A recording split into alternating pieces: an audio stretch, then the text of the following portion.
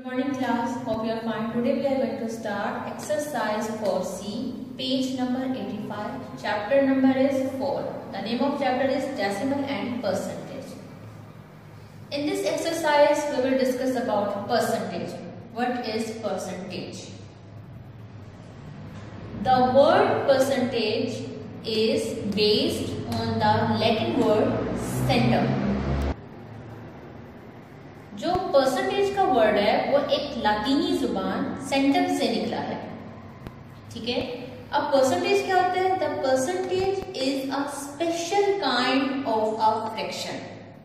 Actually में जो percentage है ये भी फ्रैक्शन की एक खास किस्म है। It always has 100 as a denominator. Fraction की खास काइंड क्यों है? क्योंकि इसके डिनोमिनेटर में 100 आता है। जैसे कि मैं कहती हूं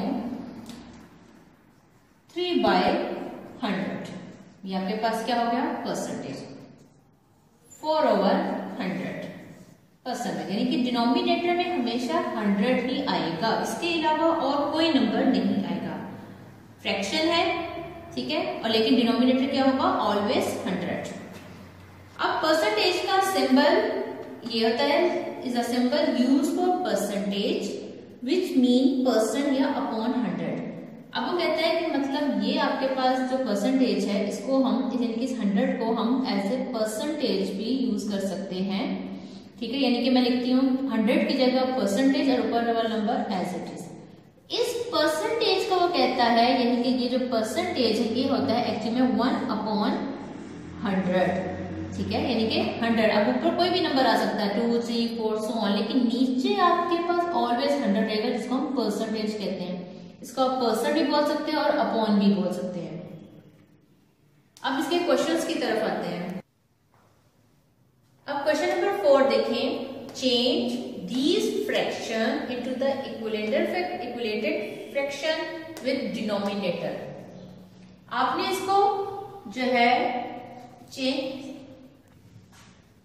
डिनोमिनेटर 100, यानी कि जो भी आपके पास फ्रैक्शन है उसमें आपने बस एक काम करना है कि डिनोमिनेटर को 100 में चेंज करना है।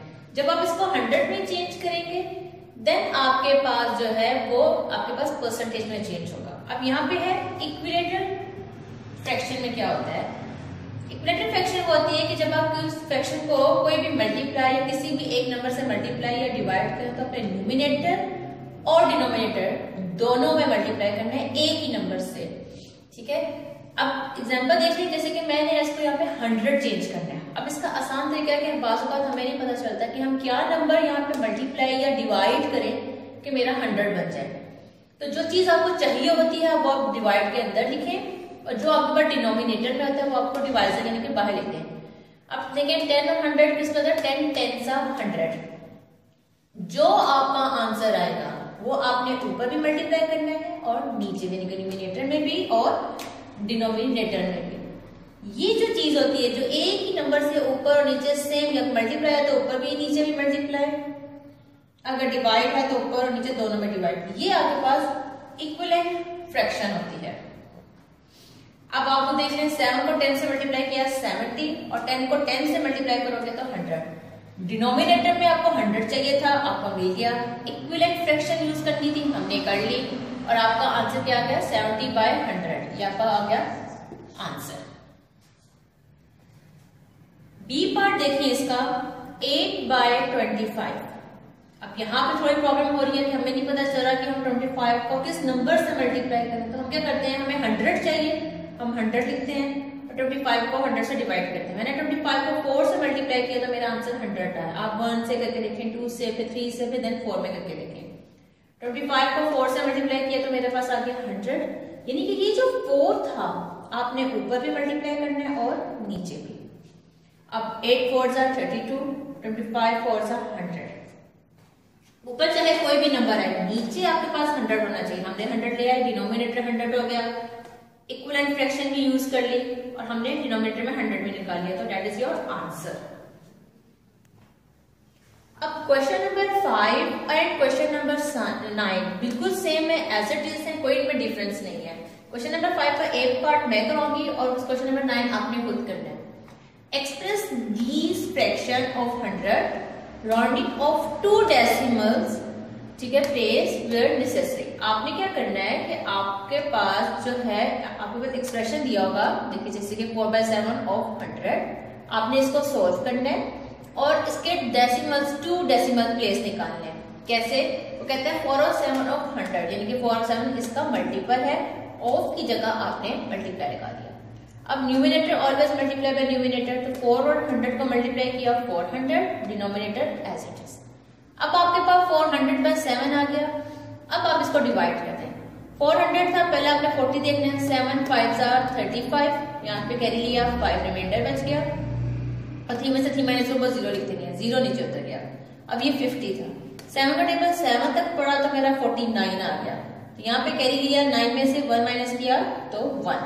अब आप देख सकते हो कि 1 आपके पास स्मॉल वैल्यू थी और आपको डेसिमल में पॉइंट चाहिए, तो आप एक पॉइंट लगाएं। जब ये पॉइंट लगाते हैं तो आप एक 0 ऐड करते हैं।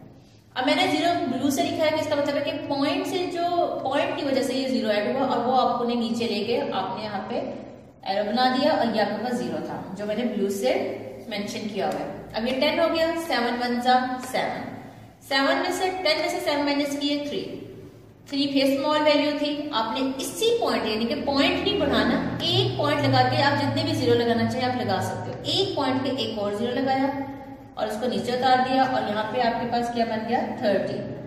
अब 7 4 जा 28, क्योंकि 7 5 जा 35 होता है बड़ी वैल्यू। अब यहाँ पे कैरी लिया, 8 में से 2 माइनस की, 10 में से 8 माइनस किया 2। आगे मैंने इसको यहीं छोड़ दिया एज अ रिमाइंडर, क्यों? क्योंकि मैंने कहा था पॉइंट के बाद 2 decimal 1 2 पॉइंट के बाद 2 decimal चाहिए, मेरे पास 2 decimal आ गए, क्योंकि ये नॉन स्टॉप डिवीजन है, ये पॉइंट्स के साथ 0 लगाते जाओगे बढ़ती जाएगी। तो हमें कितनी इन्होंने कहा था 2 decimal प्लेस। आपको पता ना पॉइंट के बाद जितने भी नंबर है वो डेसिमल प्लेस होते हैं 1 and 2। हमें पास गिवन आ गया है, तो आपका यही आंसर हो गया 57.14।